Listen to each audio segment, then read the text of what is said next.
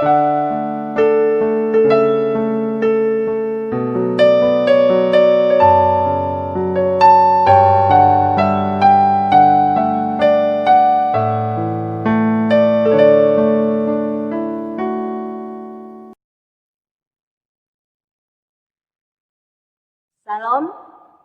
selamat pagi dan selamat berjumpa lagi dengan saya Pendeta Indriana dalam acara Ragi Renungan Pagi Selasa tanggal 7 Juli 2020.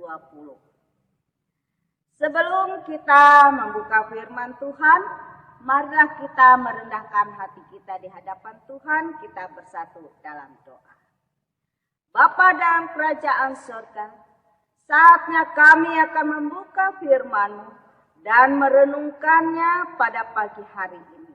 Marilah ya Tuhan, Engkau urapi kami dengan kuasa Roh Kudus-Mu, sehingga setiap firman-Mu yang ditabur dapat termaterai dalam hati kami masing-masing dan menuntun di dalam setiap langkah kehidupan kami, supaya kami boleh tetap setia dan taat kepada kehendak-Mu Tuhan.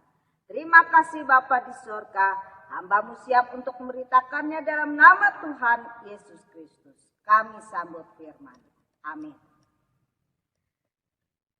Bapak, Ibu, Saudara, kasih dalam Tuhan Yesus Kristus, kita bersama-sama buka firman Tuhan dari kitab Roma pasal 3 ayat yang pertama hingga ayat yang ke-8. Roma pasal 3 ayat yang pertama hingga ayat yang ke-8. Demikian firman Tuhan dengan perikop kelebihan orang Yahudi dan kesetiaan Allah. Jika demikian, apakah kelebihan orang Yahudi dan apakah gunanya sunat? Banyak sekali dan di dalam segala hal. Pertama-tama, sebab kepada merekalah dipercayakan firman Allah. Jadi bagaimana jika di antara mereka ada yang tidak setia? Dapatkah kesetiaan itu membatalkan kesetiaan Allah? Sekali-kali tidak. Sebaliknya, Allah adalah benar dan semua manusia pembohong, seperti ada tertulis. Supaya engkau ternyata benar dalam segala firman-Mu dan menang jika engkau dihakimi. Tetapi jika ketidakbenaran kita menunjukkan kebenaran Allah, apakah yang akan kita katakan? Tidak adilkah Allah? Aku berkata kepada manusia, jika ia menampakkan murkanya, sekali-kali tidak. Andaikan demikian, bagaimanakah Allah dapat menghakimi dunia? Tetapi jika kebenaran Allah oleh dustaku semakin melimpah bagi kemuliaannya, mengapa aku masih dihakimi lagi sebagai orang berdosa? Bukankah tidak benar fitnahan orang yang mengatakan bahwa kita berkata, marilah kita berbuat yang jahat, supaya yang baik timbul daripadanya. Orang semacam itu sudah selayaknya mendapat hukuman. Amin. Yang berbahagia ialah mereka yang mendengarkan firman Tuhan serta memelihara. Bapak, Ibu, Saudara, kasih dalam Tuhan Yesus Kristus. Setiap orang memiliki kelebihan masing-masing dan kekurangan. Kelebihan kita harus kita pergunakan dengan baik untuk melakukan segala pekerjaan yang baik dengan penuh tanggung jawab dan disiplin, ataupun dengan kesetiaan, agar orang melakukan memberikan tanggung jawab itu percaya kepada kita. Apabila kita tidak setia untuk melakukannya, maka kepercayaan orang lain bisa hilang dari kehidupan kita.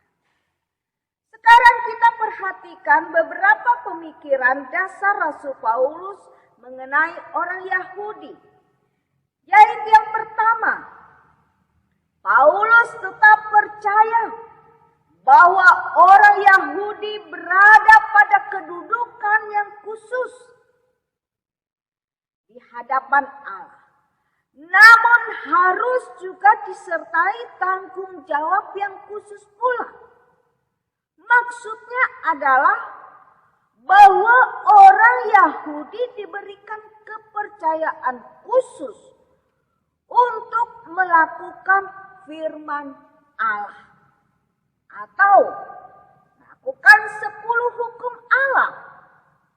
Allah mempercayakan hukum-hukum itu kepada orang Yahudi.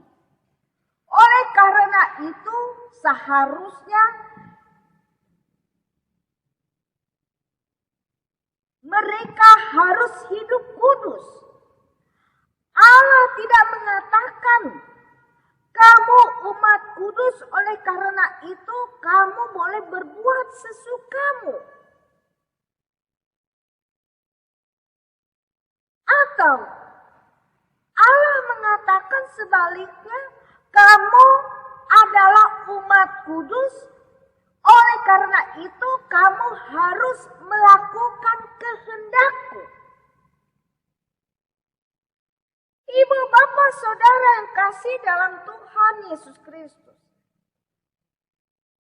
Rasul Paulus sebenarnya tidak menempatkan semua orang Yahudi di bawah satu penghukuman yang dengan bertanya bagaimana jika di antara mereka ada yang tidak setia.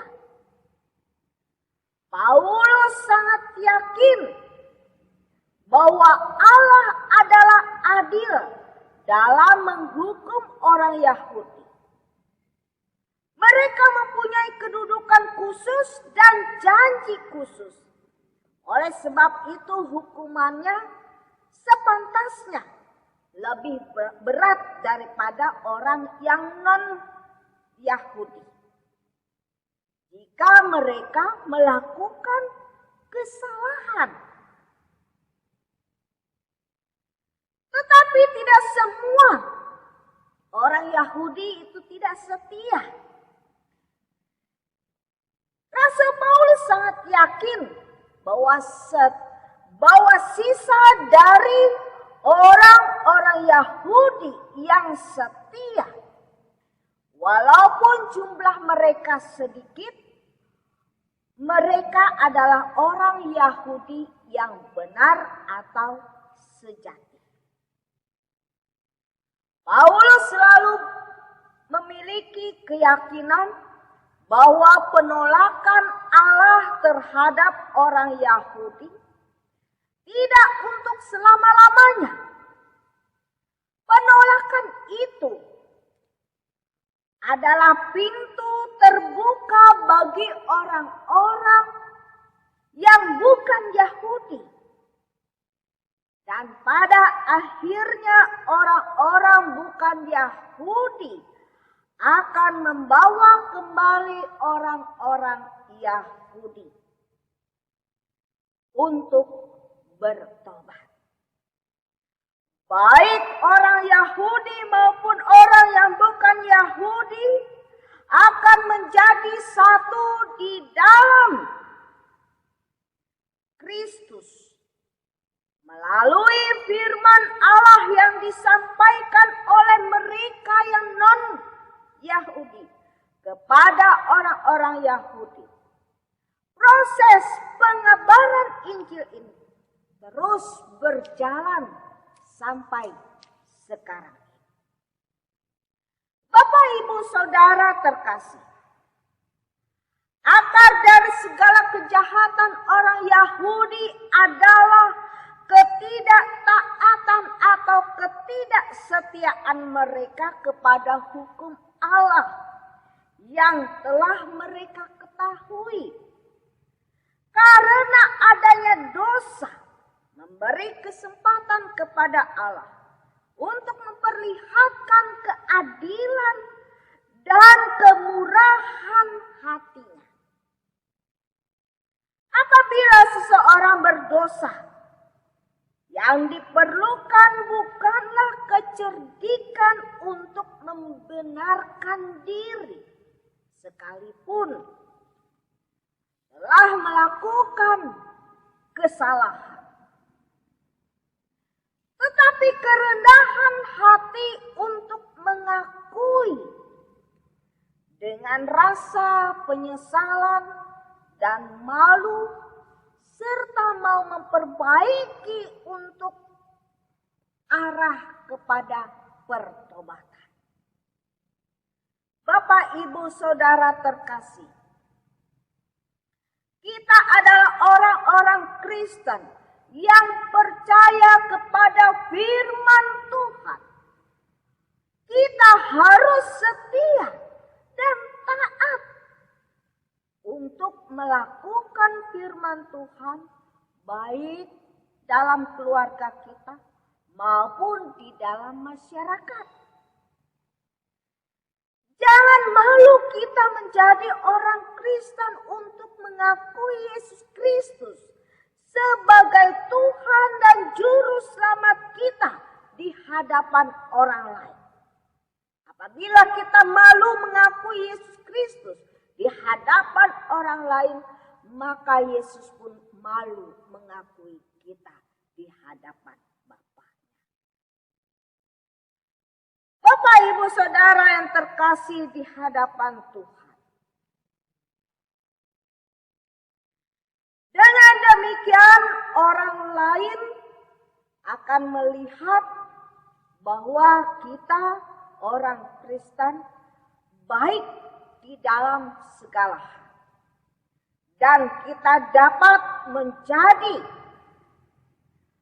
cermin kepada orang-orang yang non-Kristen.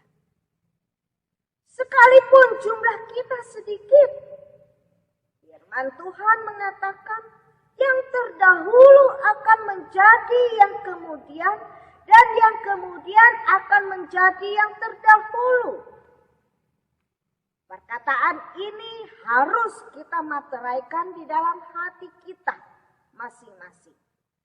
Supaya saatnya di mana Tuhan Yesus datang kembali kedua kalinya, kita tidak ketinggalan. Karena Tuhan melihat begitu besarnya iman kita kepada Dia. Kita akan terangkat menyongsong Tuhan Yesus di awan-awan. Karena itu tetaplah kita setia dan berbakti kepada Tuhan Yesus Kristus. Tuhan Yesus memberkati kita melalui firman. Amin. Marilah kita berdoa. Bapa dalam kerajaan sorga, puji syukur dan terima kasih buat firman-Mu ya Tuhan, yang mengajarkan, membimbing dan menuntun kami setiap kepada perkataan-Nya. Kami tahu Tuhan, tidak ada seorang pun yang mengetahui akan datangnya hari Tuhan. Hanya Engkau saja ya Bapa. Karena itu, tolonglah kami untuk melakukan perkataan-Mu di dalam hari-hari kehidupan kami. Terima kasih Bapa di surga. Kami percaya Tuhan, setiap mereka yang mendengarkan firman-Mu ini Tuhan, mereka menjadi orang-orang Kristen, anak-anak Tuhan yang kuat di dalam iman, percaya dan pengharapan mereka kepada Tuhan. Terima kasih Bapa di surga. Kami menyerahkan seluruh aktivitas kami dan kerja kami sepanjang hari ini ke dalam tangan pimpinan dan penyertaan. Dalam nama Tuhan Yesus Kristus kami berdoa dan mengucap syukur. Amin. Bapak, Ibu, Saudara terkasih, sampai di sini dulu firman Tuhan yang saya beritakan. Saya sangat yakin bahwa saudara semua yang mendengarkan pemberitaan firman Tuhan ini, saudara adalah orang-orang yang setia dan orang-orang yang diberkati oleh Tuhan Yesus Kristus. Salam.